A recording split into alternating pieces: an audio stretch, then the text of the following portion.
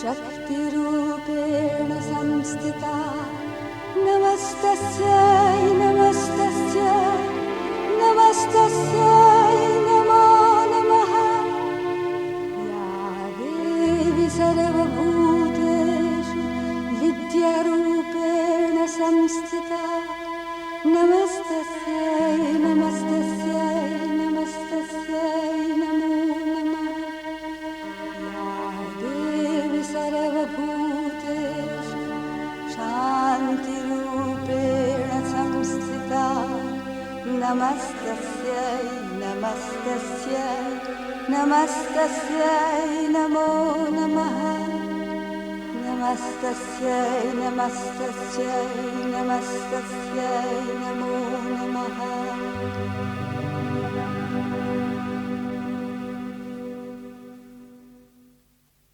Om Savitri. Savitri, Book 1, The Book of Beginnings, Canto 3, The Yoga of the Soul's Release.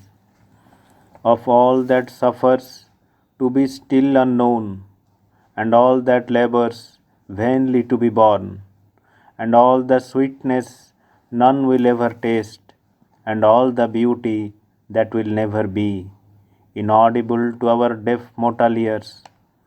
The wide world rhythms woof their stupendous chant, to which life strives to fit our rhyme beats here, melting our limits in the illimitable, tuning the finite to infinity.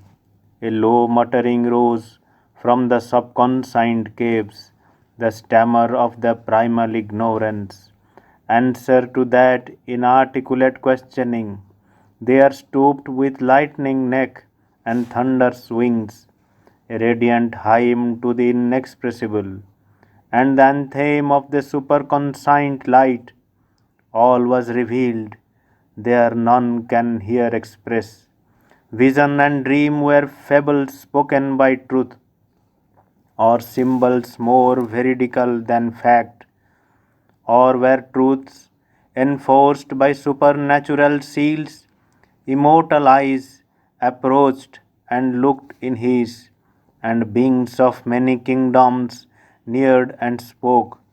The ever living, whom we name as dead, could leave their glory beyond death and birth, to utter the wisdom which exceeds all praise.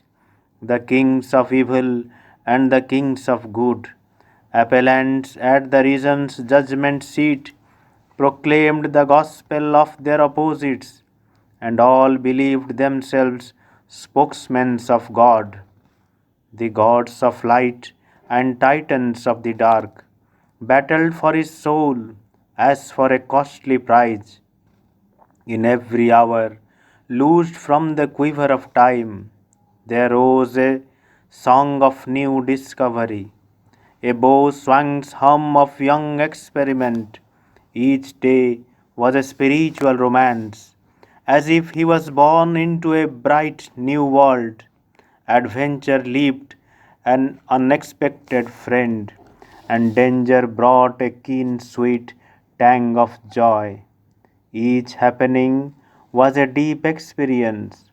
There were high encounters, epic colloquies, and counsels came couched in celestial speech, and honeyed pleadings breathed from occult lips, to help the heart to yield to rapture's call, and sweet temptations stole from beauty's realms, and sudden ecstasies from a world of bliss. It was a region of wonder and delight. All now his bright clairaudience could receive, a contact thrilled of mighty unknown things, awakened to new unearthly closenesses. The touch replied to subtle infinities, and with a silver cry of opening gates, sights, lightnings leaped into the invisible. Om Savitri, Om Savitri. करुणामयी माँ परम प्रभु श्री अरविंद श्रीमान Shri Arvind charitable trust Rourkela आनुकूल्य आमर मासिकिया आध्यात्मिक आलोचना चक्र जो आम श्री अरविंद प्रणीत विश्वविख्यात पुस्तक एसेशन गीतार चतुर्दश अध्यायटी धारावाहिक भाव में आलोचना करुले 2-3 थर है एवं आपने जानती प्रति रविवार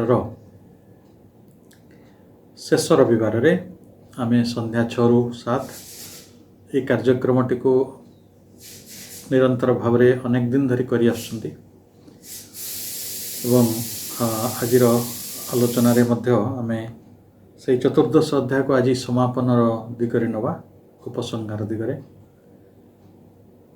ट्रस्टर समस्त वरिष्ठ कार्यकर्ता professor doctor Ashok Kumar Mahanti, Josna madam, वरिष्ठ प्रशासनिक अधिकारी भाव में सेवानिवृत्त महेंद्र कुमार पट्टनायक, शिक्षाविद डॉक्टर किशोरी दास, खेती सुदगाता एवं निवेदिता राय मैडम जो मैंने ये कार्यक्रम सहित संपृक्त रही अन्य कार्यकर्ता युवा बंधुगण समस्त को मोर अंतर यथामान्य जनाऊँगी एवं यही कार्यक्रम सहित दीर्घ दिन धरी जो मैंने जड़ित ही रही और आज जड़ित अच्छा प्रत्यक्ष भाव में परोक्ष भाव में आमर उत्साह वर्धन करुँच माँ कार्यधारा समस्ते एक प्राण एक मनरे एक एकात्मतार आनंद को अनुभव करुँच समस्त माँ कृपा भिक्षा करुँचे। आम जो अध्यायटी आलोचना करुँच से अध्याय विशेषतः कर्म संपर्क श्री अरविंदर एक नूतन दृष्टिभंगी को उपस्थापन करा जाउछि किंतु भगवत गीतार आलोक भगवत गीतार जो वार्ता अच्छी से वार्ताटी को नूतन भाव में परिवेशन करवा ताको नूतन आलोक उद्भासित करिवार एक बड़ प्रचेष्टा श्री अरविंद करिसेंती। आमे जानू जे श्री अरविंदर जिते ग्रंथ रही से लाइफ डिवाइन हो, सिंथेसिस योग हो, सावित्री हो, एसेशन गीता, सीक्रेट इन वेद, ये समस्त बही गुड़िक आम गोटे वार्ता पाउछु एपरिकी उपनिषद भी हो कि भगवत गीता हो जहाँ आमर सर्वमान्य शास्त्र सब रही सार्वजनीन भाव में गृहीत होती आदृत होती से समस्त गोटे लक्ष्य हूँ दिव्य जीवन प्राप्त हवा। यही दिव्य जीवन आम केमिति पाइबा श्री अरविंद सीधा सीधा लिखुचंती जे भगवान कर्मर रीतिटी को साधारण लोक मैंने बुझी पारती ना तले भगवान कर्मर रीतिटी बुझाटा कौन अवश्य भावी जाना कौन निहाती दरकार कारण भगवान जो कर्म अच्छी ता बुझा अति सूक्ष्माति सूक्ष्म जो व्यक्ति पाखे जो मैंने ज्ञान अच्छी से पाखरे भी बड़ दुरूह आउ तो मनीष से मुंड नकलैकी ता निज काम निज घर बाड़ी घर संसार गाई गोरु गुठ सबुतिरे व्यस्त रही किंतु श्री अरविंद कहते भगवान कर्मर रीतिटा बुझा दरकार कहीं ना जिते बड़े आम से कर्मर रीतिटी को जानिबा ताकू देखिबा ताले सेते बड़े जाइके आम दिव्य मानव हवा एवं दिव्य मानव हबार अर्थ होची नुहे जे गोटे शक्तिशाली जोरबा कि शक्तिशाली बुद्ध रे परिणत ही निजर आत्मश्लाघा गुड़िक आत्मम्भरिता गुड़िक प्रतिष्ठा करवा बरं आमे भगवानंकर एक आयुध भाव में भगवानंकर एक शक्ति भाव में निजको अभिव्यक्त करिपरिबा। दिव्य मानवर मूल लक्ष्य या जे व्यक्ति सत्ताटी जगार एक विश्वसत्ता प्रतिष्ठित हो एवं परम भगवानंकर आम एक शक्ति बा जंत्र भाव में कार्य करिपरिबा। अवतार माने से भले एक दृष्टांत तैयारी करिसेंती आ जो माने दिव्य शक्ति रे महियान जो माने भगवानंकर सत्य को प्रतिष्ठा करने ये जगत रे किसी कार्य करिसेंती से माने समस्ते ये एक व्यक्तिगत शक्ति रे परिणत होती जहाँ भगवान कार्य करिसेंती। ତେଣୁ ମଣିଷର ଅସୁବିଧାଟି ହେଉଛି ଯେ ମଣିଷ ଭଗବାନଙ୍କୁ ଖୋଜିଛି, ବିଭିନ୍ନ ମାର୍ଗ ବି ଖୋଜିଛି, କିନ୍ତୁ ସେଇ ଯେଉଁ ମାର୍ଗରେ ଯିଏ ଚାଲିଯାଇଛି ସେହି ମାର୍ଗକୁ ସତ୍ୟ ବୋଲି କହିଛି, ଅନ୍ୟ ମାର୍ଗଟିକୁ ଉପେକ୍ଷା କରିଛି, ଅବହେଳା କରିଛି, ଅନ୍ୟ ମାର୍ଗଟିକୁ ଅସତ୍ୟ କହିଛି, ମିଥ୍ୟା କହିଛି। କିନ୍ତୁ ଯେତେବେଳେ ଭଗବତ ଗୀତା ଏ ଜଗତକୁ ଆସିଥିଲେ ସେତେବେଳେ ଏକ ସିନ୍ଥେସିସ୍ ଭାବରେ, ସମନ୍ୱୟ ଗ୍ରନ୍ଥ ଭାବରେ ଆସିଥିଲେ। ଏକଥା ଆମେ ବହୁବାର ଆଲୋଚନା କରିସାରିଛୁ। ଯୋଗ ଓ ସାଂଖ୍ୟ ଭିତରେ, ସାଂଖ୍ୟ ଓ ବେଦାନ୍ତ ଭିତରେ, ଯୋଗ ଓ ବେଦାନ୍ତ ଭିତରେ ଯେଉଁ ସମନ୍ୱୟ ଆବଶ୍ୟକ ଥିଲା ଭଗବତ ଗୀତା ତାହା ପରିପୂରଣ କରିଛନ୍ତି। ଆଉ ପରେ କର୍ମଯୋଗ, ଭକ୍ତି ଯୋଗ ଏବଂ ଜ୍ଞାନ ଯୋଗ ନାଁରେ ଯେଉଁ ସଂଶୟ ଓ ଦୁବିଧା ଗୁଡ଼ିକ ଜଗତରେ ଦେଖା ଦେଇଥିଲା ତାକୁ ବହୁ ବାଟରେ ଅଧ୍ୟୟନ କରି ତାକୁ ଗୋଟେ ସମନ୍ୱୟର ରୂପ ଦେଇଛନ୍ତି ଶ୍ରୀ ଅରବିନ୍ଦ। ଶ୍ରୀ ଅରବିନ୍ଦ କହୁଛନ୍ତି ଯେ ଅଧିକାଂଶ ମନୁଷ୍ୟ ଅଜ୍ଞାନତାରେ ବାସ କରନ୍ତି, ଏହା ସତ୍ୟ। ଯିଏ ଭଗବାନଙ୍କୁ ଜାଣେ, ଯିଏ ଭଗବତ ପୁରୁଷ, ଯିଏ ଦିବ୍ୟ ଜୀବନର ସ୍ପର୍ଶ ପାଇପାରିଲାଣି, ସେହି ମଣିଷଟି ଜ୍ଞାନରେ ବାସ କରେ। କିନ୍ତୁ ବେଳେବେଳେ ଯେ ଭଗବତ ଦ୍ରଷ୍ଟା, ଯେ ଜ୍ଞାନବାଦୀ, ଯେ ଜ୍ଞାନଟି ଜାଣିଥାଏ, ସେ କ'ଣ କରେ ନା ନିଜର ଶ୍ରେଷ୍ଠତ୍ୱ ବୋଧରେ ସଂସାରର କର୍ମଟିକୁ ପରିତ୍ୟାଗ କରିଦିଏ। ସଂସାରର ବହୁ କର୍ମକୁ ସେ ତୁଚ୍ଛ ମନେ କରେ, ଅଯଥା ମନେ କରେ। ଏବଂ ଏଇଟା ଗୋଟେ ବିପଜ୍ଜନକ ଦୃଷ୍ଟାନ୍ତ ବୋଲି ଶ୍ରୀ ଅରବିନ୍ଦ କହୁଛନ୍ତି। ଆଉ ଯେତେବେଳେ ମୁଁ ସଂସାରର କାମଟିକୁ ତୁଚ୍ଛ କହିଦେବି, ନିମ୍ନମାନର କହିଦେବି, ନିମ୍ନ ପ୍ରକୃତିର ଅଧୀନସ୍ଥ ବୋଲି କହିଦେବି, ସେତେବେଳେ ଲୋକମାନଙ୍କ ମନରେ ଅନେକ ପ୍ରକାର ସଂଶୟ ହେବ ଏବଂ ସେମାନେ କର୍ମର ଯେଉଁ ସୂତ୍ରରେ ନିଜକୁ ବାନ୍ଧି ରଖିଛନ୍ତି ସେହି ସୂତ୍ରରୁ ସେମାନେ ଛିନ୍ନ ହେଇଯିବେ। କିନ୍ତୁ ଭଗବତ ଗୀତାର ବାର୍ତ୍ତା ହେଲା ଯେ ମହାନ ବ୍ୟକ୍ତି ସେଭଳି ଗୋଟେ ଦୃଷ୍ଟାନ୍ତ ନ ଦେଖାଉ ଯାହାଫଳରେ ଭଗବାନଙ୍କର ଯେଉଁ ପଥ ଅଛି, ଯେ ମଣିଷମାନେ ବିଭିନ୍ନ ସ୍ତର ଓ କ୍ରମ ଦେଇକି ନାନା ପ୍ରକାର ବିଭ୍ରାନ୍ତି ଓ ବିଘ୍ନ ମଧ୍ୟ ଦେଇକରି ହିଁ ଗୋଟିଏ ସତ୍ୟତା ଆଡ଼କୁ ଗତି କରୁଛନ୍ତି, ପୂର୍ଣ୍ଣତା ଆଡ଼କୁ ଗତି କରୁଛନ୍ତି, ଯାହାକୁ ଆମେ ବିବର୍ତ୍ତନ କହୁଛୁ। ସେ ବିବର୍ତ୍ତନର ସୂତ୍ରଟି ଭାଙ୍ଗି ନଯାଉ ଆଉ ସେଥିରେ ଗୋଟେ ବିଘ୍ନ ଆସୁ। ଯଦି ଜ୍ଞାନରେ ପୂର୍ଣ୍ଣ ସତ୍ୟ ରହିଛି ଏବଂ ଜ୍ଞାନୀ ହିଁ ସନ୍ନ୍ୟାସ ଗ୍ରହଣ କରିନିଏ, କର୍ମତ୍ୟାଗ କରିଦିଏ, ଆଉ ଏ ଜଗତର ସମସ୍ତେ ଯଦି ସେଇ ନ୍ୟାୟରେ କର୍ମତ୍ୟାଗ କରିଦିଅନ୍ତି, ତାହେଲେ ଏଠିଆ ଜଗତଟି ଚାଲିବ କିପରି? ଏ ଜଗତରେ ଅଜ୍ଞାନତାବଶତଃ ବି ଅନେକ ମଣିଷ ଅନେକ ପ୍ରକାର ଭଗବତ କାର୍ଯ୍ୟ କରୁଛନ୍ତି। କିଏ ବଗିଚା କରୁଛି, କିଏ ଚାଷ କରୁଛି, କିଏ ପାଣି ଯେଉଁ ଜଳ ଭଣ୍ଡାରର ଦାୟିତ୍ୱ ନେଇଛି, କିଏ ବିଦ୍ୟୁତ୍ ଶକ୍ତି ଉତ୍ପାଦନ କରୁଛନ୍ତି, କିଏ ଘର ନିର୍ମାଣ କରୁଛନ୍ତି। ତେଣୁ ଏଇ ଜଗତରେ ସବୁ କର୍ମର ଏକ ଆବଶ୍ୟକତା ରହିଛି। ଏପରିକି ଆମେ ଆଲୋଚନା ଛଳରେ କେତେଥର ଆଲୋଚନା କରିଥିଲେ, ଏଠି ଆଜି ମଧ୍ୟ ଉଇମାନଙ୍କର କାମ ରହିଛି, ଆଜି ମଧ୍ୟ ମହୁମାଛିମାନଙ୍କର କାମ ରହିଛି। ତେଣୁ ଏଇ ଯେଉଁ ବ୍ୟବସ୍ଥା ରହିଛି ସେଇ ବ୍ୟବସ୍ଥାକୁ ଆମେ ଗୋଟେ ପ୍ରକାର ସ୍ୱୀକାର କରିବା, ଏଇଟା ଗୋଟେ ବଡ଼ ବିଘ୍ନ ତିଆରି କରିବ। ତେଣୁ ମାନବୀୟ କର୍ମର ଯେଉଁ ବ୍ୟବସ୍ଥା ରହିଛି ସେଇଟା ନିଜେ ଭଗବାନଙ୍କର ପ୍ରଣୀତ, କାରଣ ସେଇ ନିମ୍ନରୁ ଉଚ୍ଚତର ପ୍ରକୃତି ଦିଗରେ ଆପାତ ଅଦିବ୍ୟତାରୁ ସଚେତନ ଦିବ୍ୟତା ଆଡ଼କୁ ଆମେ ସେଇ କର୍ମ ମାର୍ଗରେ ପ୍ରକୃତରେ ଅଗ୍ରସର ହେଉଛୁ। ଏଇଟା ହେଉଛି ଅଗ୍ରଗତି, ଯଥାର୍ଥ ଅଗ୍ରଗତି। ତେଣୁ ଭଗବତ ଜ୍ଞାନୀ ମାନବୀୟ କର୍ମର ସମୁଦାୟ ପରିସର ଭିତରେ ବିଚରଣ କରିପାରିବ।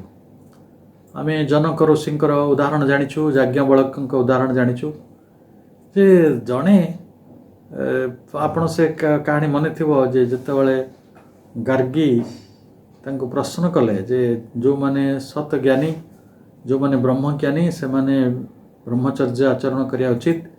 ଆଉ ବ୍ରହ୍ମଚର୍ଯ୍ୟ ପାଳନ କରିବା ଅର୍ଥ ସଂସାରର ବିବାହ କର୍ମରେ ନିଜକୁ ସମ୍ପୃକ୍ତ ନ କରିବା।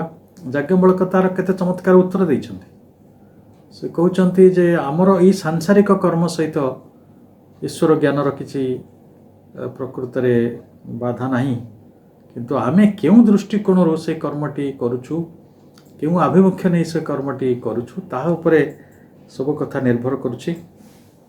ତେଣୁ ଜ୍ଞାନୀ ହେଲେ ବରଂ ଆପଣ ଯେତେବେଳେ ମାନବୀୟ କର୍ମ ଭିତରକୁ ଆସିବେ, ସାଂସାରିକ କର୍ମ ସାମାଜିକ ଦାୟିତ୍ୱ ଗୁଡ଼ିକ ଭିତରୁ ଆସିବେ, ସେତେବେଳେ ଆହୁରି ଅଧିକ ଭଲ ଭାବରେ ଅଧିକ ପରଫେକ୍ସନର ସହିତ ଆପଣ ସେ କାମଟି କରିପାରୁଛନ୍ତି। ତେଣୁ ଆମର ଯେଉଁ ସମସ୍ତ ବ୍ୟକ୍ତିଗତ ସାମାଜିକ କର୍ମ, ବୁଦ୍ଧି, ହୃଦୟ, ଶରୀରର ସମସ୍ତ କର୍ମ ସିଏ କରିବ, କିନ୍ତୁ ଆଉ ତାର ସ୍ୱତନ୍ତ୍ର ସତ୍ତା ପାଇଁ ନୁହେଁ। ଆଜିର ଦୁନିଆରେ ଆମେ ଯେତେବେଳେ ବ୍ୟକ୍ତିଗତ ଅଜ୍ଞାନତାରେ ପ୍ରମୃତ ହୋଇକି କାର୍ଯ୍ୟ କରୁଛୁ, ଆମେ ନିଜେ ଗୋଟେ ସ୍ୱାର୍ଥଭିତ୍ତିକ ଅହଂକେନ୍ଦ୍ରିକ କାମଟିଏ କରୁଛୁ, ଆମେ ନିଜକୁ କର୍ତ୍ତା ମନେ କରୁଛୁ। ସେଥିପାଇଁ ଆମ ବୁଦ୍ଧି, ହୃଦୟ, ଶରୀର ଯାହା କର୍ମ କରୁଛି ସେଇଟା ଆମ ନିମନ୍ତେ ହେଉଛି ବୋଲି ଆମେ ଧାରଣା କରୁ। କିନ୍ତୁ ଯେତେବେଳେ ଜ୍ଞାନ ଉଦୟ ହେବ, ସେତେବେଳେ ଆପଣ ସେଇଭଳି ଏକ ବ୍ୟକ୍ତିଗତ ଆତ୍ମଶ୍ଳାଘାରୁ, ଆତ୍ମ ପ୍ରତିଷ୍ଠାରୁ ନିଜକୁ ଓହରି ନେବେ। ତେଣୁ ସେତେବେଳେ ଆପଣ ଯେଉଁ କର୍ମ କରିବେ, ଯେଉଁ କରିବେ ବୁଦ୍ଧି, ହୃଦୟ, ଶରୀର ଦେଇକି, ସେଇଟା ଭଗବାନଙ୍କର ଉଦ୍ଦେଶ୍ୟରେ ଆଉ ପ୍ରାଣୀମାନଙ୍କର କଲ୍ୟାଣ ପାଇଁ, ଯାହାକୁ ଆମେ ଲୋକସଂଗ୍ରହ ନାଁରେ ଗତ ଆଲୋଚନାରେ ପଢ଼ିଥିଲେ, ଏଇଟା ହେବ ଭଗବାନଙ୍କର ଯେଉଁ କର୍ମର ପଥକୁ ପ୍ରକୃତରେ ଅନୁସରଣ କରିବା। ସେଇ କଥା ଭଗବତ ଗୀତା କହିଛନ୍ତି ଅର୍ଜୁନଙ୍କୁ ଯେ ତମେ ଭଗବାନଙ୍କ ପାଇଁ କାର୍ଯ୍ୟ କର, ଭଗବାନଙ୍କ ପାଇଁ ଯୁଦ୍ଧ କର, ଏହା ହେଉଛି ପ୍ରାଣୀମାନଙ୍କର ମଙ୍ଗଳ ହେବ, ଜଗତର ମଙ୍ଗଳ ହେବ, ଭଗବାନଙ୍କର କାର୍ଯ୍ୟ ସିଦ୍ଧି ହେବ। ତେଣୁ ଏଇଟା ହେଉଛି ଭଗବାନଙ୍କର କର୍ମପଥ। ତ ଏହାଠାରୁ ଆମେ ନିଜକୁ ଭିନ୍ନ କରିପାରିବା ନାହିଁ। କିନ୍ତୁ ବେଳେବେଳେ କ'ଣ ହୁଏ ନା, ଏଇ ଜଗତରେ ଅନେକ ମୁକ୍ତ ପୁରୁଷର ଧାରଣା ଆସିଯାଏ। ମୁକ୍ତ ପୁରୁଷ ସେ କ'ଣ କରନ୍ତି ନା, ଦିବ୍ୟ କର୍ମ ସମ୍ପର୍କରେ ଗୋଟିଏ ଧାରଣାକୁ ଏଇ ଜଗତରେ ପ୍ରତିଷ୍ଠା କରିପାରନ୍ତି। ତେଣୁ ଆମେ ମୁକ୍ତ ପୁରୁଷର ଗୋଟେ ସଂଜ୍ଞାକୁ, ଶ୍ରୀ ଅରବିନ୍ଦଙ୍କର ସଂଜ୍ଞା, ତାକୁ ଆମେ ଆଲୋଚନା କରୁଛୁ। ତ ବର୍ତ୍ତମାନ ପ୍ରଶ୍ନ ହେଉଛି, ମୁକ୍ତ ପୁରୁଷ କିଏ? Who is a free man? ଏଇ ଯେଉଁ ଲିବରେଟେଡ୍ ମ୍ୟାନ୍, ସେ କିଏ? ସେ ଯିଏ ପ୍ରକୃତରେ ତା ଭିତରେ କର୍ମର ବନ୍ଧନ ନାହିଁ, ଆଉ ସୁଖ ଦୁଃଖର ସେ ଊର୍ଦ୍ଧ୍ୱରେ, ସଂସାରର ସମସ୍ତ ଦ୍ୱନ୍ଦ୍ୱରୁ ସେ ଊର୍ଦ୍ଧ୍ୱରେ, ଏବଂ ସକଳ ପ୍ରକାରର ଯେଉଁ ପ୍ରକୃତିଗତ ବନ୍ଧନ ରହିଛି ଆମ ପାଖରେ, ତାଠାରୁ ସେ ଊର୍ଦ୍ଧ୍ୱରେ। ଏଇଭଳି ବ୍ୟକ୍ତିଟି କିଏ? ତାକୁ ସେ କହୁଛନ୍ତି ଯେ ମୁକ୍ତ ପୁରୁଷ ହେଉଛନ୍ତି ସେଇ ବ୍ୟକ୍ତି ଯିଏ ନିଜକୁ ଭଗବତ ପ୍ରକୃତିରେ ଉନ୍ନୀତ କରିଛନ୍ତି ଏବଂ ତାଙ୍କର ସମସ୍ତ କର୍ମ ଏଇ ଭାଗବତ ପ୍ରକୃତି ଅନୁସାରେ ହେଉଛି। ଆମେ ଯେତେବେଳେ କର୍ମ କରୁ, ଆମେ ଧରନ୍ତୁ ଜ୍ଞାନୀର କଥା ଭାବିବା, ସେଇଠି ପରା ପ୍ରକୃତିରେ ସେ କାମ କରନ୍ତି। ତାଙ୍କ ପାଇଁ ପ୍ରକୃତିଟି ଅକ୍ଷର, ଯାହାର ବିନାଶ ନାହିଁ, ଅବିନାଶୀ, ଶାଶ୍ୱତ ତତ୍ତ୍ୱ। ସିଏ ନିଶ୍ଚଳ, ନିଷ୍କ୍ରିୟ, ଗୁଣାତୀତ, ନିର୍ବ୍ୟକ୍ତିକ ଏବଂ ଗୋଟେ ନିଷ୍କ୍ରିୟ ନିଶ୍ଚଳତା ଦିଗରେ ସିଏ ତାଙ୍କୁ ଆଗେଇ ନିଏ। ତେଣୁ ଧ୍ୟାନରେ ସେ ସବୁବେଳେ ରୁହନ୍ତି, ଆଉ ତେଣୁ ନିଶ୍ଚଳ ଶାନ୍ତିଟି ତାଙ୍କ ଭିତରେ ପ୍ରତିଷ୍ଠିତ ହୁଏ। କିନ୍ତୁ ଯେତେବେଳେ କ୍ଷର ପ୍ରକୃତି ଆସେ, ଯେଉଁଟା କ୍ଷୟବାନ ସଂସାର, ସେତେବେଳେ ଆମେ ବିବିଧ କର୍ମ କରୁଥାଉ। ଧରନ୍ତୁ ଜଣେ ଋଷି ଗୋଟେ ନିର୍ଦ୍ଦିଷ୍ଟ କର୍ମ ହୁଏତ କରୁଥାଇପାରନ୍ତି, କିନ୍ତୁ ସାଧାରଣ ମଣିଷଟିଏ ଜୋତା ସିଲେଇ ଠାରୁ ଚଣ୍ଡୀପାଠ ପର୍ଯ୍ୟନ୍ତ ହଜାରେ କାମ କରୁଥାଏ ଏବଂ ସେଇଟା ବହୁ ସମୟରେ ବ୍ୟଷ୍ଟିଗତ, ତାର ବ୍ୟକ୍ତିଗତ ସିଦ୍ଧି ନିମନ୍ତେ, ବ୍ୟକ୍ତିଗତ ଉତ୍କର୍ଷତା ନିମନ୍ତେ, ବ୍ୟକ୍ତିଗତ ଉନ୍ନତି ନିମନ୍ତେ ସେ କାର୍ଯ୍ୟଟି କରୁଥାଏ। ଏବଂ ସେଇଠି ଯେଉଁ ପୁରୁଷଟି ପ୍ରକୃତିର ଅଧୀନ ହୋଇ ରହିଥାଏ, ପୁରୁଷ କହିଲେ ଆମେ ଆତ୍ମା ବୁଝିବା, ଯେ ଗୋଟେ କ'ଣ ହୁଏ ନା, ମୂଳ କଥାଟି ହେଲା ସେଇଠି ପୁରୁଷଟି, ଆତ୍ମାଟି, ବ୍ୟକ୍ତିତ୍ୱ ବା ପୁରୁଷର ଯେଉଁ ବ୍ୟକ୍ତିତ୍ୱ ରହିଛି ବା ଆତ୍ମାର ଯେଉଁ ବ୍ୟକ୍ତିତ୍ୱ ରହିଛି, ଯେଉଁ ବ୍ୟକ୍ତିଟି କାମ କରୁଛି, ସିଏ ନିମ୍ନ ପ୍ରକୃତି ଓ ତାର ଗୁଣର ଅଧୀନତା ଭିତରକୁ ଚାଲିଯାଏ। ତାହେଲେ ଆମେ ଦୁଇଟି ବିପରୀତ ଧର୍ମୀ ବିଷୟ ବୁଝିଲେ। ଗୋଟେ ହେଲା ଅକ୍ଷର ପ୍ରକୃତିରେ ଯେତେବେଳେ ଆପଣ କାମ କରୁଛନ୍ତି, ସେତେବେଳେ ନିଷ୍କ୍ରିୟ ନୈବୃତ୍ତିକ ନିଶ୍ଚଳତା ଭିତରକୁ ଯାଉଛନ୍ତି, ଏବଂ ଯେତେବେଳେ ଆପଣ କ୍ଷର ପ୍ରକୃତି ଅଧୀନରେ କାମ କରୁଛନ୍ତି, ସେତେବେଳେ ନିମ୍ନ ପ୍ରକୃତିର ଅଧୀନସ୍ଥ ହେଉଛନ୍ତି, ତାର ଗୁଣ ସମୂହ ଦ୍ୱାରା ପ୍ରଭାବିତ ହେଉଛନ୍ତି, ଆପଣଙ୍କର କର୍ମଟି ବିବିଧ ହୋଇପଡ଼ୁଛି, ଆପଣଙ୍କର ବ୍ୟକ୍ତିଗତ ଜୀବନଟିଏ ଆପଣ ବଞ୍ଚୁଛନ୍ତି। ତାହେଲେ ଦିବ୍ୟ ଜୀବନଟି ପୁଣି କେମିତି ପାଇବା? ଯଦି ଗୋଟିଏ ପାଟରେ ସତ୍ୟସିଦ୍ଧ ଜ୍ଞାନୀ ପୁରୁଷମାନେ ଗୋଟେ ନିଶ୍ଚଳ ଗୁଣାତୀତ ଭଗବାନଙ୍କୁ ପ୍ରାପ୍ତ ହେବେ, ଆଉ ଦଳେ ସିଏ ଗୋଟେ ବ୍ୟକ୍ତିଗତ ବିବିଧ ନିମ୍ନ ପ୍ରକୃତି ଅଧୀନରେ ରହି କାର୍ଯ୍ୟ କରିବେ। କିନ୍ତୁ ଭଗବତ ଗୀତାର ମୂଳ ସେଣ୍ଟ୍ରାଲ ଟିଚିଂ ବିଷୟ ହେଉଛି ପୁରୁଷୋତ୍ତମ ତତ୍ତ୍ୱ। ଆମେ ଏଇ ଆଲୋଚନାର ଆରମ୍ଭରେ, ଏଇ ଅଧ୍ୟାୟର ଆରମ୍ଭରେ ଏ କଥାଟି କହିଥିଲେ ଅକ୍ଟୋବର ମାସରେ। ତ ବର୍ତ୍ତମାନ ପୁରୁଷୋତ୍ତମଙ୍କର ପ୍ରକୃତି ଏ କ୍ଷର ଆଉ ଅକ୍ଷର ଏ ଦୁଇଟିକୁ ସାଙ୍ଗରେ ଧାରଣ କରିଛନ୍ତି। ଅର୍ଥାତ୍ ନିଶ୍ଚଳତା ବି ଧାରଣ କରିଛନ୍ତି, ସକ୍ରିୟତା ବି ଧାରଣ କରିଛନ୍ତି। ଚାହିଁଲେ ମୁଁ ସେ କଥାଟାକୁ ବୁଝାଇବା ପାଇଁ ଚାହେଁ ଯେ ଆପଣଙ୍କର ଇଲେକ୍ଟ୍ରିସିଟି ଆପଣ ଦେଖୁଛନ୍ତି, ସେଥିରେ ପଜିଟିଭିଟି ରହିଛି ଆଉ ନେଗେଟିଭ୍ ଅଛି, ନେଗେଟିଭ୍ ଚାର୍ଜ ଅଛି। ଖାଲି ପଜିଟିଭ୍ କାମ କରିବ ନାହିଁ, ନେଗେଟିଭ୍ଟା ଦରକାର। ଆଉ ଖାଲି ନେଗେଟିଭ୍ଟା ବି କାମ କରିବନି, ପଜିଟିଭ୍ଟା ଦରକାର। ଅର୍ଥାତ୍ ଏଇ ଜଗତରେ ଗୋଟେ ଲାଇଟ୍ ଜାଳନ୍ତୁ କି ଗୋଟେ ମେସିନ୍ ଚଳାନ୍ତୁ, ବିଦ୍ୟୁତ ଜରିଆରେ ଆପଣ ଯାହା ବି କିଛି କାର୍ଯ୍ୟ କରୁଛନ୍ତି ସେଠି ଦୁଇଟି ଯେଉଁ ବିପରୀତ ତତ୍ତ୍ୱ ରହିଛି, ପଜିଟିଭ୍ ନେଗେଟିଭ୍ କରେଣ୍ଟ ଯେମିତି ଦରକାର ପଡ଼ୁଛି, ସେଇଭଳି ଉଭୟ ସକ୍ରିୟତା ଏବଂ ନିଷ୍କ୍ରିୟତା ଏଇଟା ହେଉଛି ପ୍ରକୃତରେ ପୂର୍ଣ୍ଣତା। କେବଳ ସକ୍ରିୟତାର ପଥରେ ଆମେ ଚାଲି ଯାଇପାରିବା ନାହିଁ, କେବଳ ନିଶ୍ଚଳତାର ପଥରେ ଯାଇପାରିବା ନାହିଁ, କେବଳ କ୍ଷର ପଥରେ ଚାଲିପାରିବା ନାହିଁ, କେବଳ ଅକ୍ଷର ପଥରେ ଚାଲିପାରିବା ନାହିଁ, ବରଂ କ୍ଷର ଅକ୍ଷର ଏ ଦୁଇଟିକୁ ସାଙ୍ଗରେ ଧରି ଚାଲିବା, ଏଇଟା ହେଉଛି ଆମର ସିନ୍ଥେସିସ୍। ତାହେଲେ ପରମ ଦିବ୍ୟତା କ'ଣ କରନ୍ତି ନା ଏକ ଦିବ୍ୟ ସମନ୍ୱୟ ଭିତରେ ଏଇ ଦୁଇଟାର ସମନ୍ୱୟ ସାଧନ କରୁଛନ୍ତି। ସେ ସମନ୍ୱୟଟା ଆମେ କରିନୁ। ଆମେ ଯେମିତି ଗୋଟେ ସାଧାରଣ ଅର୍ଥ ଦେଖନ୍ତୁ, ଭଗବାନ ଦୁଇଟି ତତ୍ତ୍ୱ ତିଆରି କଲେ, ଗୋଟେ ନାରୀ ତତ୍ତ୍ୱ, ଗୋଟେ ପୁରୁଷ ତତ୍ତ୍ୱ। ଶରୀରରେ ଯଦି ଦେଖିବା ତ ନାରୀ ବିନା ଏ ଜଗତରେ ପୁରୁଷ ସମ୍ଭବ ନୁହେଁ, ପୁରୁଷ ବିନା ନାରୀ ବି ଅପୂର୍ଣ୍ଣ ବା ତା'ର ଅସ୍ତିତ୍ୱର କିଛି ମୂଲ୍ୟ ନାହିଁ।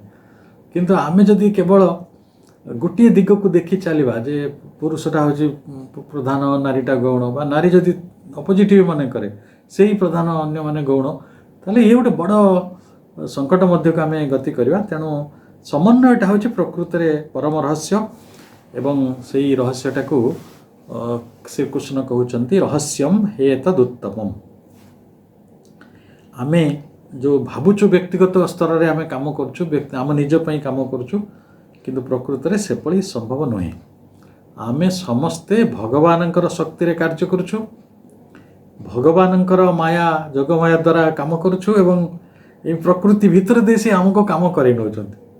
ମିଛଟାରେ ଆମେ ବୃଥା ଆସ୍ଫଳନ କରୁଛୁ, ଏଇ କାମଟା ମୁଁ କଲି, କିନ୍ତୁ ସବୁ ଜାଗାରେ ଭଗବାନଙ୍କର ଶକ୍ତି ହିଁ କାର୍ଯ୍ୟକାରୀ ହେଉଛି, ଭଗବାନଙ୍କ ରିସୋର୍ସ ଏଇ କାମରେ ହେଉଛି।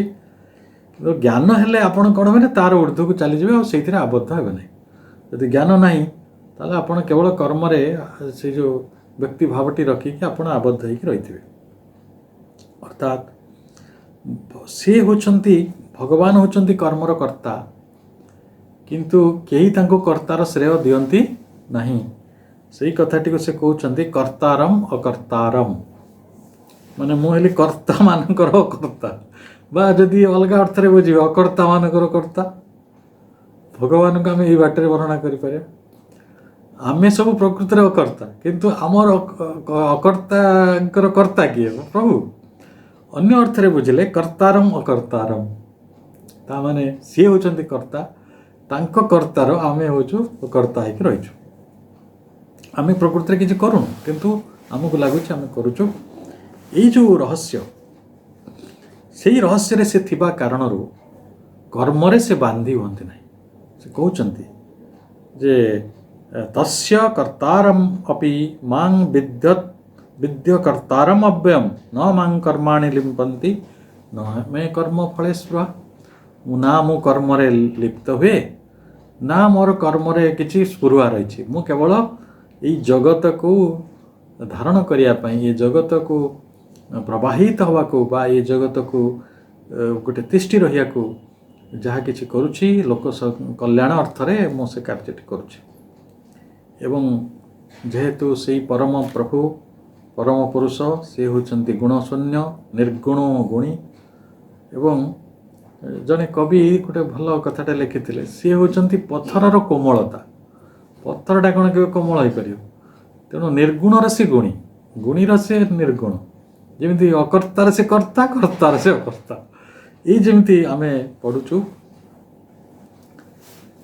ଯେ ସିଏ ହେଉଛନ୍ତି ପ୍ରକୃତିର ଯେତେ ଗୁଣ କର୍ମ ରହିଛି, ଏ ପ୍ରକୃତିର ଯେଉଁ ଗୁଣଧର୍ମ ରହିଛି ତାର ସେ ସମଷ୍ଟି କେବଳ ନୁହନ୍ତି, ସିଏ ହେଉଛନ୍ତି ମାନସିକ, ନୈତିକ, ଭାବମୟ, ପ୍ରାଣିକ, ଦୈହିକ ସତ୍ତା ଗୁଡ଼ିକର ସ୍ୱଭାବ ସୁଲଭ କ୍ରିୟା ସମୂହର ସମଷ୍ଟି।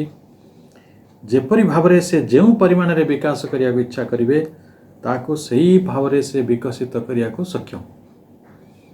ଆମ ଶରୀରରେ 2ଟା ହାତ ଦିଆଯାଇଛି, ଯଦି ଭଗବାନ ଚାହିଁଲେ ଆମକୁ 6ଟା ହାତ ଦେଇପାରିନଥାନ୍ତେ, ଆମକୁ କ'ଣ 4ଟା ମୁଣ୍ଡ ଦେଇପାରିନଥାନ୍ତେ ବ୍ରହ୍ମାଙ୍କ ଭଳିଆ? ମୁଁ ଜାଣିନି ବ୍ରହ୍ମାଙ୍କର କେତେଟା ମୁଣ୍ଡ, ସବୁ ସମ୍ଭବ ତାଙ୍କ ଦ୍ୱାରା।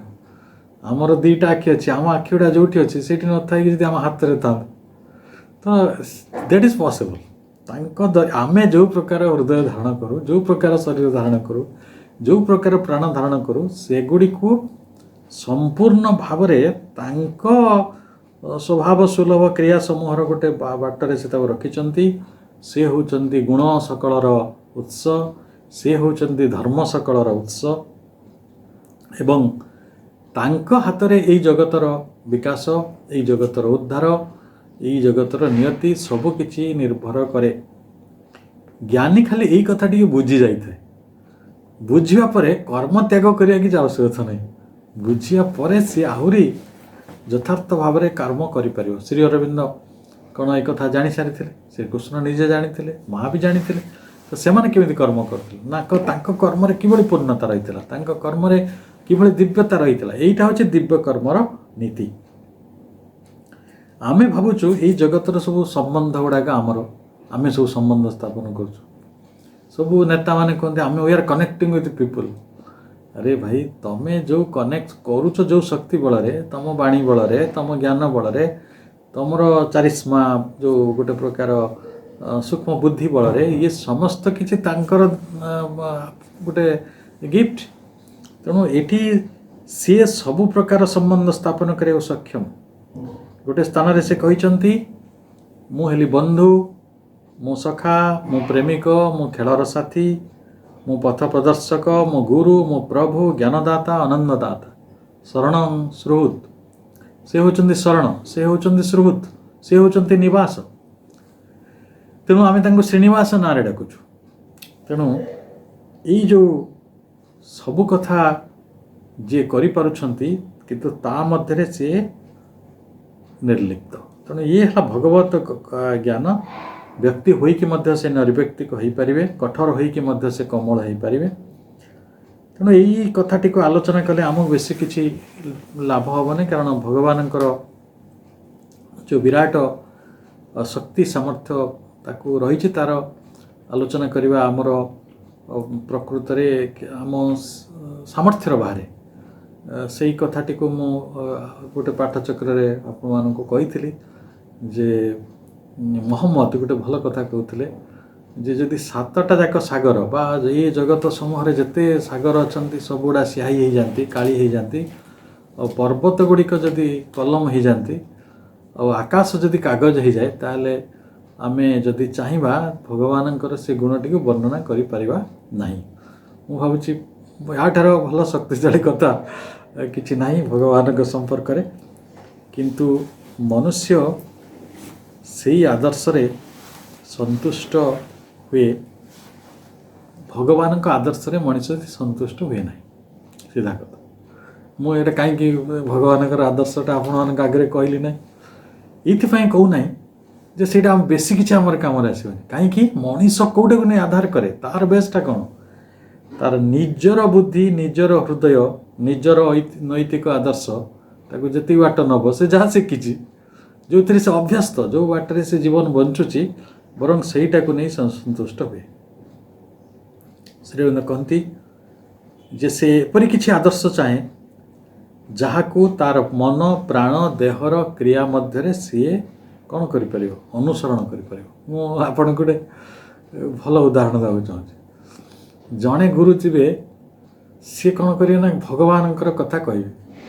ଆଉ ଜଣେ ଗୁରୁ ଯିବେ, ତାଙ୍କ ଦେହ ମୁଣ୍ଡ ଖରାପ ଥିଲେ କେମିତି ଲୋକମାନେ ଭଲ ହେବେ, ଆପଣଙ୍କ ସ୍କିନ୍ କେମିତି ଉଜ୍ଜ୍ୱଳ ଦେଖାଯିବ, ଆପଣ ମାନେ ବୃଦ୍ଧ କାଳରେ କିଭଳି ଯୁବା ହେଇପାରିବେ, ଯଦି ଏଇ କଥାଟା କହେ देखिए लोक मैंने बेसी से भिड़ करेंगे आजिर दुनिया रे मु अनेक सन्थ मान जाने से they are using that technique से माने मनीषर शरीर कथा कहते मनीषर मन कथा कह मन भी लोक शुणा बेसी चाहती ना कारण ग्रस ता संबंध हो शरीर सहित तेणु शरीर मन प्राण स्तर रे तार जो ताकू जी जोटा से कर बुझिपारे तो से ही कथाटा को नहीं से बेसी संतुष्ट रहे तेणु वर्तमान प्रश्न उठुची गोटे है भगवत जीवन आ गोटे है मानव जीवन ये मानव जीवन रे आमे आम कर्ताबोध मन प्राण देहर क्रिया नहीं कि भारी संतुष्ट ताले दिव्य जीवनटा संभव कि संभव नुहे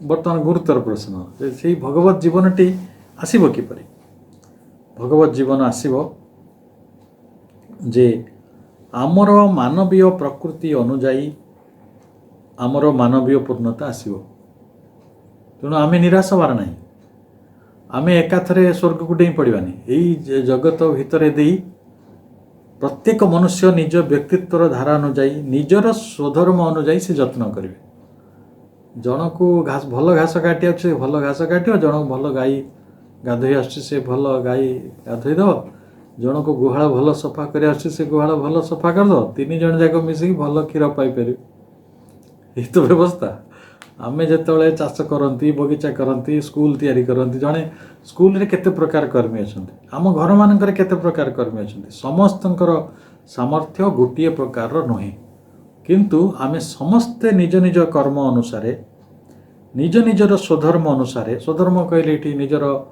प्रवृत्ति निजर रुचि निजर जो गोटे प्रकार शक्ति निजर प्रतिभा ये कि सब आप सामूहिक भाव में बुझंतु तेणु आमे जीवन और कर्मर भितर जीवन कर्मर बाहर नुहे आम जिते बड़े ये मनीष मैंने जीवन को छाड़ी जाइछंती आ कर्म को छाड़ी जाइछंती से माने जगत पाई बहुत भूल उदाहरण तैयारी करछंती तेणु ସେଇଟା ଗୋଟେ ମାର୍ଗ କିନ୍ତୁ ସେଇଟା एकमात्र मार्ग नुहे यही मार्गरे मध्य यही जीवन मार्गरे यही कर्मर मार्गरे मध्य आपण को पूर्णता संभव भगवत गीता कहते जे यहाँ मध्य एक सत्य रही मनुष्य मध्य भगवानंकर पूर्ण अभिव्यक्ति जीवन भितर भगवानंकर लीला निश्चय आदर्श पूर्णतार एक अंश तेणु मानविकतार जो गुण रही मानविकतार जो कर्म रही सामाजिक कर्म रही ताकू आम एकाथरे परित्याग करिपारिबा नहीं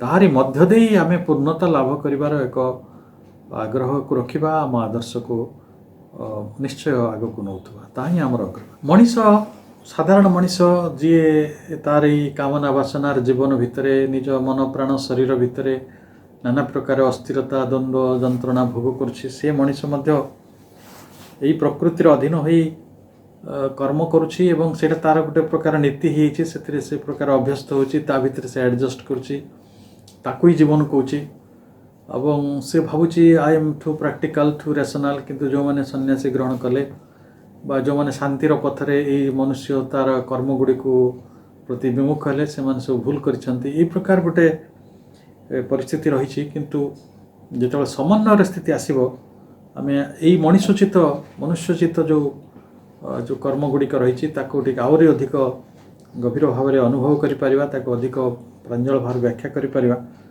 जे एठी अधिकांश मनुष्यर कर्म गुड़िक कामनामय बिना कामना रे से किसी कर्जा करू नहीं क्रोध शोक वासना संकुल रजगुणर अधीन होई से काम करुछि एटा आम पाई गोटे अपूर्णतार नीति हो गलानी गोटे प्रकार प्रिंसिपल ऑफ आवर इम्परफेक्शन तेणु गोटे प्रकार चिर अतृप्त अस्थिर कामनार गोटे सर्वग्रासी अग्नि रे आम संसार कर्म घेरी रही आपण संसार को गला मात्रे जो अग्नि जलुची ता उतावटा पाइबे ना ये कौन अच्छी ये जहाँ अच्छी से आपण भी भोगुंट से मु भी भोगुची तेणु आम जानू ता विषय आलोचना करी कथा नहीं किंतु आम बेबले भावु ये संसार जो अस्थिर सर्वग्रासी चिर अतृप्त कामनार लिहान अग्नि अच्छी अज्ञानता रही ये हूँ ज्ञानर चिरशत्रु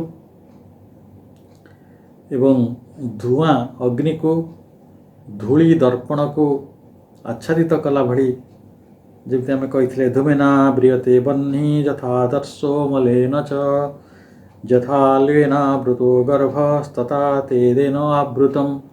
ତେଣୁ ଏଇଭଳି ଆବୃତ ହେଇକି ରହିଛି। ଆମେ ଭାବୁଛୁ ଯଦି ଆମେ ଆତ୍ମାର ଶାନ୍ତି ପାଇବାକୁ ଚାହୁଁ, ଜ୍ୟୋତିର୍ମୟ ସତ୍ୟରେ ବାସ କରିବାକୁ ଚାହୁଁ, ତାହେଲେ ଆମକୁ ଏଇ କାମନାକୁ ପ୍ରକୃତରେ ହତ୍ୟା କରିବାକୁ ପଡ଼ିବ। କିନ୍ତୁ ପ୍ରକୃତରେ କାମନାକୁ ହତ୍ୟା କରିବା ଭଳି ଗୋଟେ ସ୍ଥିତି ମନୁଷ୍ୟ ପାଖରେ ନାହିଁ। ତେଣୁ ପ୍ରଥମେ ଆମ ପ୍ରକୃତିକୁ ଯେଉଁଟା ହିଂସା ପ୍ରବଣ ହେଇକି ରହିଛି, ଯାହା ଅସ୍ଥିର ପ୍ରବଣ ହେଇକି ରହିଛି, ଯାହା ଈର୍ଷା ପ୍ରବଣ ହେଇକି ରହିଛି, ତାକୁ ଶାନ୍ତିର ସନ୍ଧାନ ଦେବାକୁ ପଡ଼ିବ। ଆମେ ଦେଖନ୍ତୁ ଆମେ କେଉଁଥିରେ ଅଭ୍ୟସ୍ତ? ଯିଏ ଯେଉଁଥିରେ ଅଭ୍ୟସ୍ତ। ଯିଏ ଫୁଲ ବଗିଚାରେ କାମ କରେ ସିଏ ଫୁଲର ସୁଗନ୍ଧରେ ଅଭ୍ୟସ୍ତ, ଯିଏ ମାଛ ହାଟରେ କାମ କରେ ସେ ମାଛ ଗନ୍ଧରେ ଅଭ୍ୟସ୍ତ। ରାମକୃଷ୍ଣ ପରମହଂସଙ୍କର ସେ କାହାଣୀ ଆପଣଙ୍କୁ ମନେ ଥିବ। ମୁଁ ଭାବୁଛି ଯେଉଁମାନେ ଟ୍ରେନ୍ ଲାଇନ୍ କଡ଼ରେ 40 ବର୍ଷ ଶୋଇକି ନିଦ ଯାଉଛନ୍ତି, ତାଙ୍କୁ ଗୋଟେ ବଣର ନିସ୍ତବ୍ଧତା ଭିତରେ ଛାଡ଼ିଦେଲେ ସେ ଶୋଇପାରିବେ।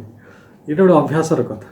ଆମ ମନଟି ଏକ ବିକ୍ଷୁବ୍ଧତା ଭିତରେ ଅଶାନ୍ତି ଭିତରେ ବାସ କରିବା ଶିଖିଛି, ଅଭ୍ୟସ୍ତ ଅଛି। ସେଇ ମନକୁ ଶାନ୍ତିର ସନ୍ଧାନ ଦେବାକୁ ପଡ଼ିବ। ତେବେ ଯାଇକି କ'ଣ ହେବ ନା, ସିଏ ଶାନ୍ତି ସନ୍ଧାନ କରିବ, ତାକୁ ସେଇ ଦିଗରେ ପ୍ରବଣତା ତା'ର ଡେଭଲପ୍ ହେବ। ନିମ୍ନ ପ୍ରକୃତି ଭିତରୁ ଆମ ମନକୁ ଉଠେଇ ନେଇକି ଆମେ ଗୋଟେ ଉଚ୍ଚତର ପ୍ରକୃତି ଭିତରକୁ ଗତି କରିବା, ଯାହା ଯେ ଆତ୍ମାରେ ପ୍ରତିଷ୍ଠିତ ଅର୍ଥାତ୍ ସର୍ବୋଚ୍ଚ ପରମ ତତ୍ତ୍ୱରେ ପ୍ରତିଷ୍ଠିତ। ସେଇଠି ଆମରି ଭିତରେ ହିଁ ସର୍ବୋଚ୍ଚ ପରମ ତତ୍ତ୍ୱ ଆମକୁ ଅପେକ୍ଷା କରିଛନ୍ତି। ଆମେ କେଉଁଦିନ ତାକୁ ଆପଣାର କରୁଛେ, କେଉଁଦିନ ତାକୁ ଜାଣୁଛେ, କେଉଁଦିନ ତାକୁ ବୁଝୁଛେ। ଏବଂ ଯେତେବେଳେ ଆମେ ଆମ ଆତ୍ମାର ଶାନ୍ତି ଲାଭ କରିବା, ସେତେବେଳେ ଆମେ ଦିବ୍ୟ କର୍ମ ପାଇଁ ସକ୍ଷମ ହେବା। ତା ପୂର୍ବରୁ ଆମ ଭିତରେ କର୍ତ୍ତାପଣ ରହିଥିବ, ଆମର ସ୍ୱାର୍ଥ ରହିଥିବ, ଆମର ଅହଙ୍କାର ରହିଥିବ। ଆମେ କେବେ ବି ଦିବ୍ୟକର୍ମୀ ହୋଇପାରିବା ନାହିଁ। କିନ୍ତୁ ସନ୍ନ୍ୟାସୀ ଯେତେବେଳେ ଏହି ସଂସାରର କର୍ମଗୁଡ଼ିକୁ ଉପେକ୍ଷା କରିକି ତା ପ୍ରତି ବିତୃଷ୍ଣା ଭାଗ ପ୍ରକାଶ କରି ସଂସାରର ସମସ୍ତ ମାୟା ସମ୍ପର୍କ ତୁଟେଇକିରି ଜଗତରୁ ଯାଉଥିଲେ, ସେମାନେ କହୁଥିଲେ ଯେ କର୍ମ ମାତ୍ର ହିଁ କାମନା। ଏଇଠି ଦିବ୍ୟ କର୍ମ ଫର୍ମ କିଛି ନାହିଁ। ଦିବ୍ୟ କର୍ମ ଭଗବତ ଗୀତାର ଏବଂ ଶ୍ରୀ ଅରବିନ୍ଦଙ୍କର ଶ୍ରୀକୃଷ୍ଣଙ୍କର ଗୋଟେ ନୂତନ ପରିଭାଷା କୁହାଯାଇପାରିବ। ଏହି କର୍ମ ମଧ୍ୟରେ ମଧ୍ୟ କର୍ମଯୋଗ ସମ୍ଭବ, ଏହି କର୍ମ ମଧ୍ୟରେ ମଧ୍ୟ ସିଦ୍ଧି ସମ୍ଭବ। ତ ଯେତେବେଳେ ଜ୍ଞାନବାଦୀ ଆସିଲେ, ସେ କହିଲେ ଯେ ଏଇ ସଂସାରଟା ହେଉଛି ଗୋଟେ ଅଜ୍ଞାନର ଚକ୍ର, ଏଇଟା ଗୋଟେ ଭିସିୟସ୍ ସାର୍କଲ୍। ଏଇଠି ଥରେ ପ୍ରବେଶ କଲେ ଆମେ କାମନା ଓ କର୍ମର ପ୍ରବୃତ୍ତି ଦ୍ୱାରା ବାରମ୍ବାର ଜନ୍ମ ଗ୍ରହଣ କରୁ ଆଉ ବାରମ୍ବାର ମରଣ ଲାଭ କରୁ। ଯେଉଁ ଶଙ୍କରାଚାର୍ଯ୍ୟଙ୍କର ସେ ମହମ୍ମଦଗରର ବାଣୀ ଗୁଡ଼ିକ ଆପଣଙ୍କୁ ମନେ ଥିବ। ତେଣୁ ଆମେ ଯେତେବେଳେ ଏଇ ଜଗତକୁ ଆସିବା, ସେତେବେଳେ କେବେ ବି ନିଶ୍ଚଳତା ଭୋଗ କରିପାରିବା ନାହିଁ, କେବେ ବି ନିଷ୍କ୍ରିୟତା ଭୋଗ କରିବା ନାହିଁ, କେବେ ବି ଅବିକ୍ଷିପ୍ତ ରହିପାରିବା ନାହିଁ। ବରଂ ଆମେ ସେଇଭଳି ଗୋଟେ ବିବିଧତା ମଧ୍ୟରେ ସବୁବେଳେ ଅସ୍ଥିର ହେଉଥିବା। କେବଳ ନୀରବ ଆତ୍ମା ମଧ୍ୟରେ ଯେତେବେଳେ ଜଣଙ୍କର ବୁଦ୍ଧି ପ୍ରତିଷ୍ଠିତ ହୁଏ, ବ୍ରାହ୍ମୀ ସ୍ଥିତି ଲାଭ ହୁଏ, ବୁଦ୍ଧି ଯୋଗ ତାହା ମଧ୍ୟରେ କାର୍ଯ୍ୟ କରେ, ଜ୍ଞାନ ତାକୁ ପ୍ରକୃତରେ ସ୍ପର୍ଶ କରେ ବା ତାକୁ ଜ୍ଞାନ ତାର କେନ୍ଦ୍ର ହୋଇଯାଏ, ସେତେବେଳେ ହିଁ ତା ପାଖରେ ନିଶ୍ଚଳ, ନିଷ୍କ୍ରିୟ, ଅବିକ୍ଷୁପ୍ତ, ଅଖଣ୍ଡ ବ୍ରହ୍ମ ମଧ୍ୟକୁ ସେ ପ୍ରବେଶ କରିପାରୁଛନ୍ତି। ଆପଣ ଏ ସମ୍ପର୍କରେ ଶ୍ରୀ ଅରବିନ୍ଦଙ୍କର ପରିଭାଷା ଶୁଣନ୍ତୁ। ଶ୍ରୀ ଅରବିନ୍ଦ କହୁଛନ୍ତି, ଶାନ୍ତ ସନ୍ନ୍ୟାସ ମାର୍ଗ ଏକ ଉଚ୍ଚତର ଅଧିକ ଶକ୍ତିଶାଳୀ ସତ୍ୟକୁ ଗ୍ରହଣ କରିଛି, ଅଥଚ ଏହା ସମ୍ପୂର୍ଣ୍ଣ ଓ ଶ୍ରେଷ୍ଠ ସତ୍ୟ ନୁହେଁ। ମନୁଷ୍ୟ ଜୀବନ ସମ୍ପର୍କରେ ଏକ ସାର୍ବଜନୀନ, ପୂର୍ଣ୍ଣ ଓ ଉଚ୍ଚତମ ଆଦର୍ଶ ରୂପରେ ଯଦି ଏହା ପ୍ରସାର ଲାଭ କରେ, ତେବେ ମାନବ ଜାତିର ନିଜ ଲକ୍ଷ୍ୟ ଦିଗରେ ଅଗ୍ରଗତି ପାଇଁ ଏହାର ପରିଣାମ ଏକ ଦିଗଦର୍ଶୀ କର୍ମବାଦର ଭ୍ରାନ୍ତି ଅପେକ୍ଷା ଅଧିକ ବିଭ୍ରାନ୍ତିକର ଅନିଷ୍ଟକର ହେବ। ଯଦି ଆମେ ଏଇଭଳି ବିଶ୍ୱାସ କରୁ ଯେ ମନୁଷ୍ୟ ଯେଉଁ କର୍ମ କରୁଛି ସେଥିରେ ସାର୍ବଜନୀନତା ନାହିଁ, ସେଥିରେ ପୂର୍ଣ୍ଣତା ନାହିଁ, ସେଥିରେ ଉଚ୍ଚତମ ଆଦର୍ଶ ନାହିଁ, ତାହେଲେ କ'ଣ ହେବ ନା, ଆମେ ଗୋଟେ ଏକ ଦିଗଦର୍ଶୀ କର୍ମବାଦକୁ ର ଭ୍ରାନ୍ତି ଯାହା ରହିଛି। ଧରନ୍ତୁ କର୍ମବାଦ କ'ଣ କରେ? ଜ୍ଞାନକୁ ଉପେକ୍ଷା କଲା, ଅସ୍ୱୀକାର କଲା ଏବଂ ସିଏ କେବଳ କର୍ମ ମାର୍ଗରେ ଚାଲିଗଲା। ଜ୍ଞାନୀ କର୍ମକୁ ଅପେକ୍ଷା କଲା ଦେଖନ୍ତୁ ଆପଣ ଲାଇଫ୍ ଡିଭାଇନ୍ ପୁସ୍ତକର ପ୍ରଥମ ଦ୍ୱିତୀୟ ତୃତୀୟ ଚତୁର୍ଥ ପଞ୍ଚମ ଏଇଭଳି ଚାପ୍ଟର ଗୁଡ଼ିକରେ ବ୍ୟାଖ୍ୟା ଗୁଡ଼ିକ ଅତି କେତେ ମାର୍ମିକ ହେଇଛି ସେଇଠି ଲାଇଫ୍ ଡିଭାଇନ୍ ପୁସ୍ତକରେ। ସେଇ କଥାଟିକୁ ଏଠି ଚୁମ୍ବକରେ ଶ୍ରୀ ଅରବିନ୍ଦ କହୁଛନ୍ତି ଯେ ଆମେ ଏକ ଦିଗଦର୍ଶୀ ହେଲେ କ'ଣ ହୁଏ ନା ବେଶୀ ବିଭ୍ରାନ୍ତି ତିଆରି ହୁଏ। ଜ୍ଞାନକୁ ଠିକ୍ କହିବ, କର୍ମବାଦୀ କର୍ମକୁ ଠିକ୍ କହିବ, ତାହେଲେ ତାର ପୁଣି ସମାଧାନ କେଉଁଠି? ତାର ସମାଧାନ ହେଉଛି ଯେ ଯଦି ଆମେ ଗୋଟେ ଶକ୍ତିଶାଳୀ ଏକ ଦିଗଦର୍ଶୀ ସତ୍ୟକୁ ପୂର୍ଣ୍ଣ ସତ୍ୟ ରୂପେ ଉପସ୍ଥାପନ କରିବା ତାହେଲେ ସେ ଯେତିକି ଶକ୍ତିଶାଳୀ ଆଲୋକ ସୃଷ୍ଟି କରିବ ସେତିକି ଭୟଙ୍କର ଅନ୍ଧାର ମଧ୍ୟ ତିଆରି କରିବ। ତେଣୁ ସେଇଟା ଆଲୋକର କାରଣ ହେବ, ସେଇଟା ଏକ ଦିଗଦର୍ଶୀ ହେଇଥିବା କାରଣରୁ ସେ ଅନ୍ଧକାର ବିଭ୍ରାନ୍ତି ତିଆରି କରିବ। ତେଣୁ ଏହାରି ମଧ୍ୟରେ ସତ୍ୟର ଉପାଦାନ ରହିଥାଏ, ତାହାର ଶକ୍ତି ଓ ତୀବ୍ରତା ଏହା ଭିତରେ ଥିବା ପ୍ରମାଦ ଓ ଭ୍ରାନ୍ତିର ଉପାଦାନକୁ ମଧ୍ୟ ତୀବ୍ର ଓ ଶକ୍ତିଶାଳୀ କରିଦିଏ। ଯେହେତୁ ଆମେ ଏକ ଦିଗଦର୍ଶୀ ହେଲା ମାତ୍ରେ ଆମ ଭିତରେ ଏକ ଭ୍ରାନ୍ତିର ଉପାଦାନକୁ ଆମେ ନେଇକି ଆସୁଛୁ ସାଙ୍ଗରେ, ସେତେବେଳେ କର୍ମବାଦର ଆଦର୍ଶରେ ଯେଉଁ ଭୁଲ ରହିଛି, ନିବୃତ୍ତି ମାର୍ଗର ଆଦର୍ଶରେ ମଧ୍ୟ ଗୋଟେ ପ୍ରକାର ଭ୍ରାନ୍ତି ରହିଛି। ତେଣୁ ସନ୍ନ୍ୟାସ ମାର୍ଗରେ ମଧ୍ୟ ସେଇଭଳି ଭ୍ରାନ୍ତି ରହିଛି। ଅର୍ଥାତ୍ ମନୁଷ୍ୟ ଭିତରେ ଗୋଟେ ମୁଁ ଯଦି କହିବି ମୁଁ ସବୁ କାମରୁ ଯଦି ମୁକ୍ତ ହେଇଯିବି ତାହେଲେ ମୋତେ ଶାନ୍ତି ମିଳିଯିବ, ସେଇଟା କ'ଣ ଶିର ନାସ୍ତି ଶିର ପୀଡ଼ା ଭଳିଆ। ଏବଂ ଆପଣଙ୍କୁ କହି ରଖେ ଗୋଟେ ସମୟ ଥିଲା ଯେତେବେଳେ ଲୋକମାନେ ଜୀବନ ବିରୋଧୀ ହେଇ ପଡ଼ିଲେ, କହିଲେ ଜୀବନ ଥିବାରୁ ଏଠି ଭାରି କଷ୍ଟ ହେଉଛି, ସେଥିପାଇଁ ଜୀବନଟାକୁ ଆମେ ପରିତ୍ୟାଗ କରିଦେବା। ସେମାନେ କିଏ ନିର୍ବାଣର ପଥେ ଚାଲିଗଲା, କିଏ ମୋକ୍ଷର ପଥରେ ଚାଲିଗଲେ, କିଏ ଜୀବନଟାକୁ ଏମିତି ସମାପ୍ତ କରିଦେଲେ, ଆତ୍ମହତ୍ୟା କରିଦେଲେ, କିଏ ଲୋମପାଦରୁ ସିଏ ଅଗ୍ନି ଭିତରେ ପ୍ରବେଶ କରିଗଲେ, କିଏ ସମୁଦ୍ର ଭିତରେ ପ୍ରବେଶ କରିଗଲେ। ଏଇଭଳି ଜଳ ସମାଧି ବି ଲୋକେ ନେଇଯାଇଛନ୍ତି ଅତୀତରେ।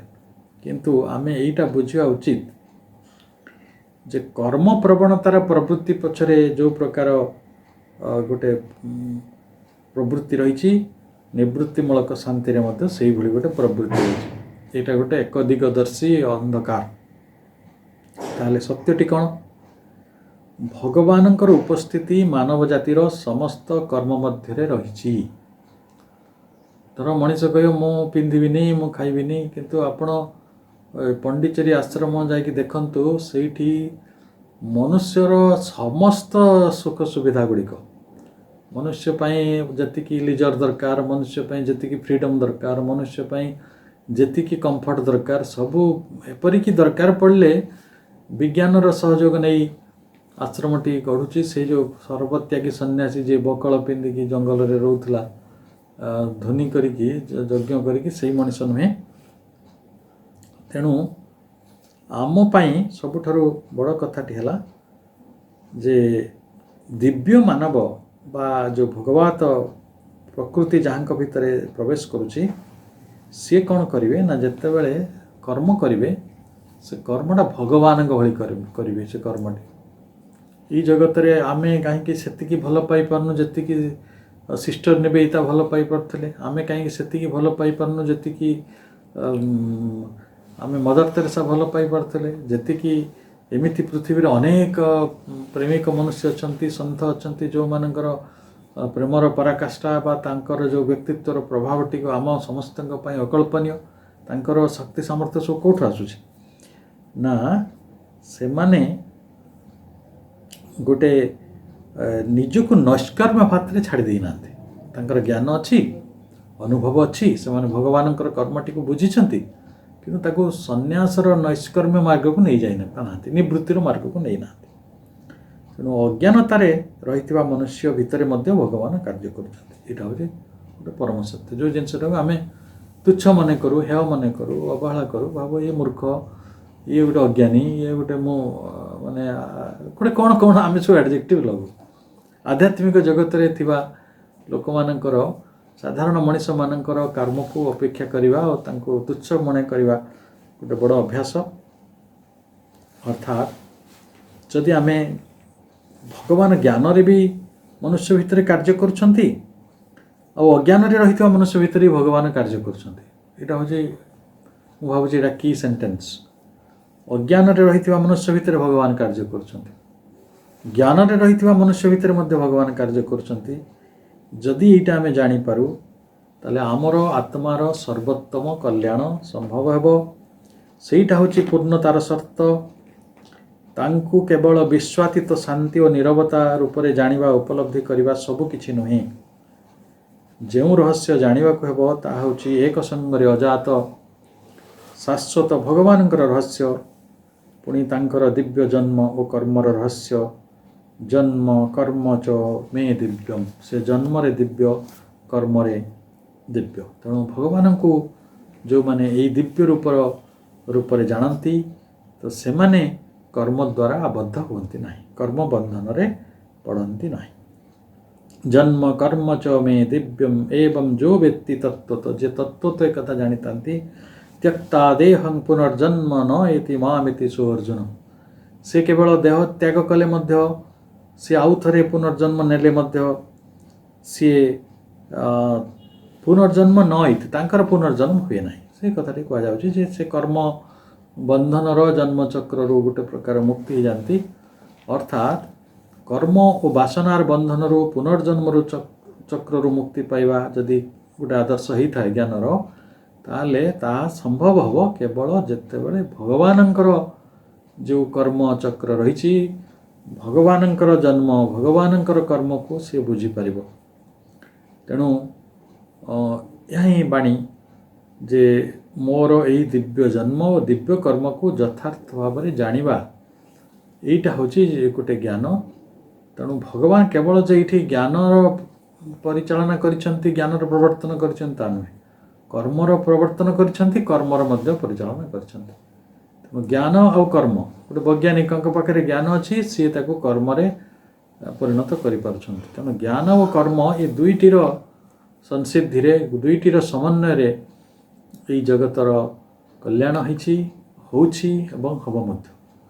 ତେଣୁ ଆମେ ଯେଉଁ ପୁରାତନ ସନ୍ନ୍ୟାସର ଯେଉଁ ସଂସ୍କାର ଥିଲା, ଯେଉଁ ଅଭ୍ୟାସ ଥିଲା ନିବୃତ୍ତିର ମାର୍ଗ, ତା ଭିତରୁ ଆଉ ଯେଉଁ ଗୋଟେ ଏକ ଦିଗଦର୍ଶୀ ପ୍ରବୃତ୍ତିର ମାର୍ଗ ଥିଲା, ଏ ଦୁଇଟି ପ୍ରବୃତ୍ତି ଆଉ ନିବୃତ୍ତିର ଗୋଟେ ବଡ଼ ଚମତ୍କାର ସମାବେଶ ଏହି ଦିବ୍ୟ କର୍ମର ନୀତି ଅଧ୍ୟାୟରେ ଶ୍ରୀ ଅରବିନ୍ଦ କରିପାରିଛନ୍ତି।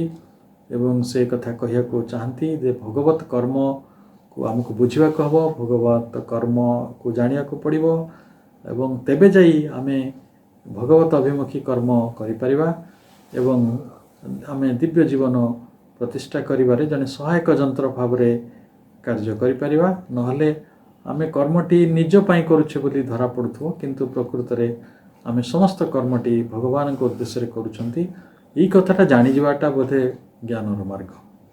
ତେଣୁ ମୁଁ ପୁଣି ଥରେ ସମସ୍ତ କାର୍ଯ୍ୟକର୍ତ୍ତା ବନ୍ଧୁ ଏବଂ ଆଜିର ଏହି କାର୍ଯ୍ୟକ୍ରମରେ ଯେଉଁମାନେ ସାମିଲ ଥିଲେ, ମୁଁ ସମସ୍ତଙ୍କୁ ସାଧୁବାଦ ଜଣାଉଛି, ସମସ୍ତଙ୍କ ପାଇଁ ମାଙ୍କର କୃପା ଭିକ୍ଷା କରୁଛି। ଗୋଟିଏ ପ୍ରାର୍ଥନା ସହିତ ତାଙ୍କର କର୍ମଧାରାକୁ ପରମ ପ୍ରଭୁ ଆମକୁ ବୁଝେଇବାରେ ସହଯୋଗ କରୁଛନ୍ତି। ତେଣୁ ଆମେ ତାଙ୍କୁ କୃତଜ୍ଞତା ଜଣାଉଛୁ ଏବଂ ତାଙ୍କର ପଥରେ ଆମେ କିଭଳି ଭାବରେ ଭଲ ଭାବରେ ଯାଇପାରିବା, ଯଥାର୍ଥତାର ସହ ଯାଇପାରିବା, ସତ୍ୟର ସହ ଯାଇପାରିବା, ଏ ବିଷୟରେ ତାଙ୍କର ଯେଉଁ ଆଶୀର୍ବାଦ ଆମ ଉପରେ ରହିଛି ତାହା ଏଭଳି ନିରନ୍ତର ରହିଥାଉ।